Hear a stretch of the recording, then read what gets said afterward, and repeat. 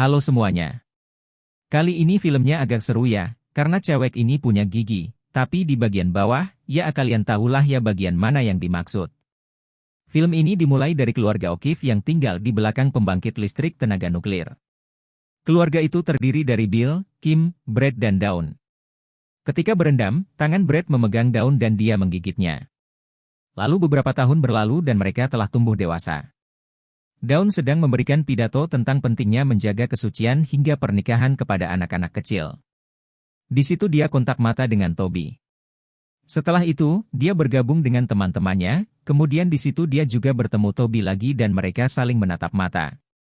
Keesokan harinya ketika dia masuk ke kelas, dia bertemu dengan seorang cowok bernama Ryan. Tampaknya Ryan suka dengan Dawn, tetapi temannya mengganggu dia sehingga dia tidak dapat mengobrol dengan Dawn. Di kelas, mereka sedang membahas tentang organ reproduksi manusia dan mereka saling berdiskusi. Sepulang sekolah, mereka berempat hendak menonton film. Rupanya film tersebut berkategori dewasa. Teman-teman Dawn ingin menonton film tersebut, tetapi Dawn menolaknya. Jadi mereka akhirnya menonton film anak-anak. Di dalam bioskop, teman Dawn saling berciuman, sementara Dawn dan Toby tetap berpegang teguh kepada janji kesuciannya. Di rumah kita melihat Brad sedang santai bersama pacarnya, Melanie. Dia melihat jarinya yang dulu tergigit, dan Melanie bertanya apa yang terjadi. Brad berkata kalau dulu Dawn menggigit jarinya. Kemudian Dawn dan teman-temannya pergi ke hutan dan menemukan tempat untuk berenang. Dawn dan Toby kemudian ditinggal sendirian oleh temannya. Mereka saling berdiskusi kegiatan apa yang mereka lakukan untuk tetap menjaga kesucian mereka. Malam harinya, Dawn memikirkan untuk menikahi Toby, tetapi dia merasa itu adalah pikiran yang buruk dan menyalahkan dirinya. Akibatnya, keesokan harinya dia mengacuhkan Toby, sampai akhirnya Dawn memutuskan untuk menelepon Toby dan berkata kalau mereka tidak bisa bersama. Di rumah, Dawn mendengar Brad sedang bertengkar dengan Melanie. Dawn masuk ke kamar Brad untuk menghiburnya, tetapi Brad mengatakan hal yang membuat Dawn menjadi jijik. Jadi dia kabur dan menelepon Toby untuk menemaninya berenang di dalam hutan. Mereka menghabiskan waktu bersama, hingga akhirnya mereka berdua berciuman. Setelah mereka berciuman, mereka tidak merasa bersalah dan menikmati hal tersebut. Lalu mereka lanjut bermain-main dan masuk ke gua. Dawn melangkah naik dan menemukan tempat tidur, serta beristirahat di sana. Toby hendak menyusulnya tetapi Dawn mencegahnya. Dia berkata kalau dia kedinginan, jadi dia terpaksa mengizinkan Toby untuk beristirahat di sampingnya.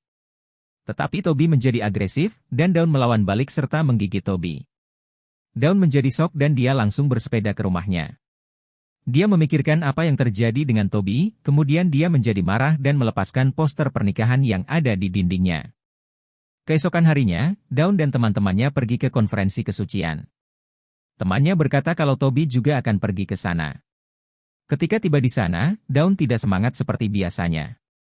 Dia malah tidak membicarakan tentang kesucian, dan orang-orang tidak suka dengan pidato Dawn. Jadi dia disuruh untuk meninggalkan panggung. Bahkan ketika ada pesta dan pun Dawn tidak semangat. Jadi Ryan mendatanginya dan mengantar dia pulang. Ketika sudah sampai di rumah Dawn, Ryan mengajaknya untuk berkencan.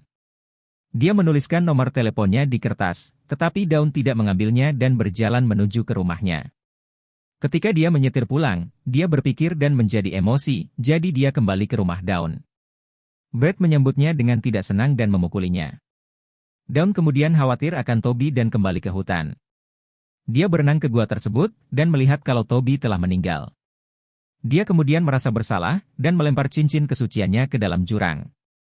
Di rumah dia menyadari ada sesuatu yang mengganjal di bagian bawah, dan dia terkejut melihatnya. Ketika dia mencari di internet, dia melihat ada suatu penyakit di mana tumbuh gigi di bagian bawah. Dia kemudian berangkat ke rumah sakit untuk menemui Dr. Rahim. Dia sangat gugup di sana karena dia sendirian dan ini pertama kalinya dia di sana. Dokter mencoba menenangkannya dan menyuruh dia berbaring. Kemudian dokter memasukkan jarinya ke bagian bawah Dawn. Tetapi kemudian jarinya digigit hingga putus. Dawn sendiri juga kaget, dan dia segera mengambil pakaiannya serta pulang ke rumah. Ketika dia mengendarai sepedanya pulang, dia melihat mobil polisi kemudian dia juga melihat mobil Toby. Dia menjadi penasaran, lalu pergi ke hutan. Di sana dia melihat polisi sedang mengambil tubuh Toby dari dalam air. Setelah itu dia pulang, dan Kim sedang pingsan di lantai. Dia segera memanggil ambulan dan beristirahat di rumah sakit. Ketika dia terbangun, Bill menyuruh dia untuk beristirahat di rumah. Tetapi dia tidak mau pulang ke rumah untuk saat ini, jadi dia pergi ke rumah Ryan. Ryan sendiri sedang bersantai di rumahnya, kemudian dia mendengar ketukan pintu. Dia membukanya dan mempersilahkan Dawn masuk. Dawn menangis sambil mengaku kepada Ryan kalau dia telah membunuh 2 orang. Dia juga bercerita kalau dia memiliki gigi di bagian bawahnya. Lalu dia menyuruh Dawn untuk mandi dan membersihkan dirinya. Ryan sendiri juga menyalakan lilin untuk membuat suasana romantis. Ketika dia selesai mandi, dia bingung melihat semua lilin di kamar itu. Sementara itu, dokter tengah mengalami operasi untuk menyambung kembali jarinya yang putus. Ketika layarnya kembali ke Dawn dan Ryan, ternyata Ryan pun juga menjadi korban Dawn. Dia menangis sambil berdarah-darah meminta bantuan. Lalu Dawn kembali ke rumah sakit untuk menjenguk ibunya.